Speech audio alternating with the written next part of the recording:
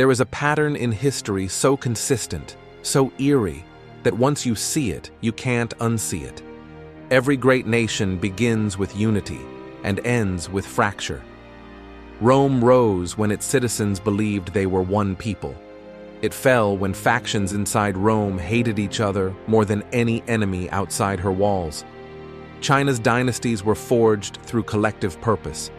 They collapsed when courtiers, generals, and families turned inward and tore at one another. The Ottoman Empire expanded under a single vision. It disintegrated when that vision splintered. It's the same story in the Aztec Empire, the British Empire, the Mongol Empire, the Abbasid Caliphate, the Soviet Union, and even the United States and Europe today. Nations don't die when enemies attack. They die when they stop believing in themselves. But why? Why do societies that conquer continents fall apart over petty rivalries? Why do nations that endure hardship together crumble in times of comfort? And most importantly, are we living through that same turning point right now? To answer this, we need to trace a story as old as civilization itself, a story about unity, power, trust, and the invisible glue that holds millions of strangers together. How unity builds empires. 1. The birth of a nation. Shared fear, shared dream. Every strong nation begins with the same raw ingredients: a threat, a dream, a story. Take the early Romans. They were a small, vulnerable tribe surrounded by stronger rivals. Their early history is filled with panic, raids, famines, invasions. Unity wasn't optional. It was survival. You didn't fight for an abstract concept like Rome. You fought because the enemy was at your door.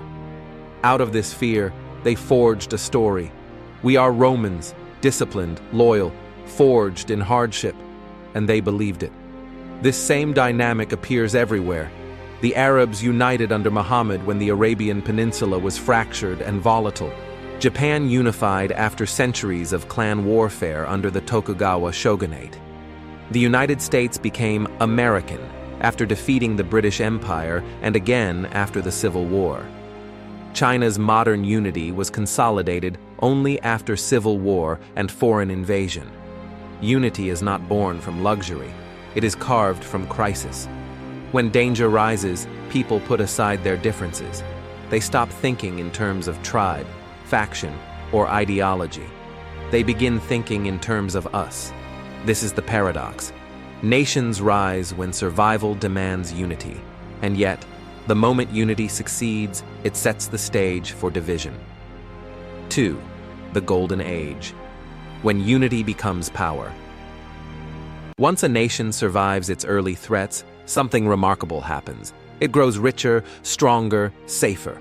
Rome becomes a republic of laws. China creates bureaucracies and educational systems. Persia builds roads connecting continents. America industrializes and becomes a superpower. People begin to trust the system. Institutions become reliable. Prosperity increases. And unity, once formed through hardship, now becomes part of a national identity. This is when nations feel invincible. This is when they reach their peak. But hidden in the celebration is a quiet shift. Success erases the memory of why unity mattered. New generations grow up not in fear, but in stability. They inherit the benefits of unity, but not the trauma that created it. They enjoy freedom without understanding what it cost. Their identity is not, we must survive together, but we all want different things. And this is the beginning of the end. 3. The turning point. The rise of inner rivalries. History shows the same moment across empires. When prosperity becomes normal, unity becomes optional. People start to break into smaller identities. Families, tribes, classes, ideologies, regions, political camps, religions, factions, interest groups. Why? Because humans are tribal by nature. Unity is an unnatural state. It has to be forced by need. Division is natural. It grows automatically in times of ease. Consider Rome at its peak. The Senate was no longer united by a common enemy. It splintered into rival factions, optimates versus populares. These divisions became so intense they eventually turned into civil war, or the Abbasid Caliphate during its golden age, so wealthy and intellectually advanced it could not imagine collapse. And yet elites fought for influence. Regional governors declared independence. Unity dissolved, and so did the empire. Or the Soviet Union, a superpower until the moment its internal divisions overwhelmed its external authority. Prosperity produces a different kind of enemy, the enemies inside the same house. 4. The collapse, when we becomes us versus them. Once inner division becomes normal, collapse becomes predictable.